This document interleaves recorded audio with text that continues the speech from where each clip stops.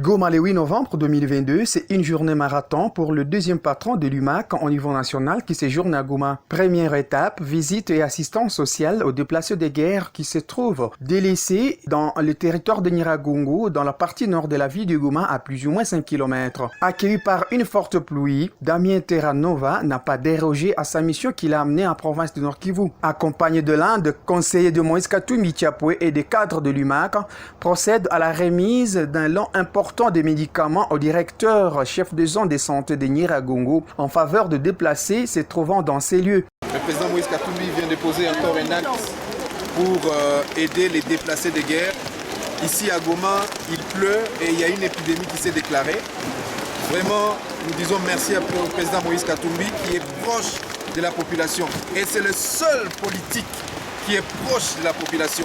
Comme l'a dit le conseiller Patrick Mundeke, le président aime le Congo, mais avant d'aimer le Congo, il faut aimer les Congolais.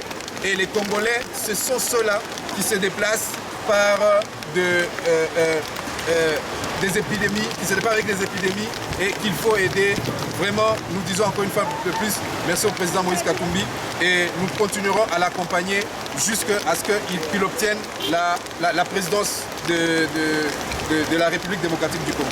Merci. Ensuite, la délégation se rendra à Kibati dans une structure sanitaire construite par Moïse Katumbi Tchapoué à faveur de déplacés ici, 10 ans après à 2022 donc, suite au même fait de M23. Ceux-ci recevront aussi un lot important de médicaments pour leur prévenir contre toute maladie. Remercions son Excellence honorable Moïse Katumbi pour l'assistance qui n'a jamais cessé à apporter à la population de Kibati. Ce centre de santé a été conçu grâce au financement de tout-puissant Mazembe à travers son président Moïse Katumbi, qui avait voulu assister les déplacés encore de la guerre de M23 de 2013 qui était cantonné dans le cas de Mugunga. C'est à ce moment-là que le gouvernement provincial avait jugé mieux, avec l'enveloppe qu'il avait remis, au moins d'ériger des structures qui vont aider les retournés à accéder aux soins de santé une fois de retour. Et voilà que pour ce moment, les mêmes événements se sont reproduits et nous venons de recevoir encore de l'aide pour renforcer ce qui a été déjà fait.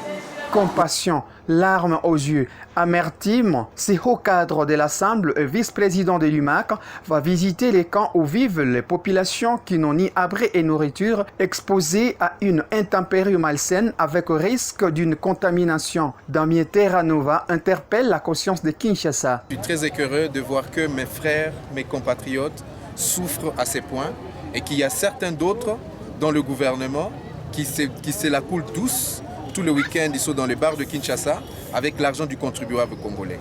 Et de cela, nous dénonçons cela vraiment avec la dernière énergie. Chers amis qui êtes aux commandes, réfléchissez pour apporter de la paix dans la République démocratique du Congo. Si vous êtes incapables, organisez-nous les élections le plus vite que possible.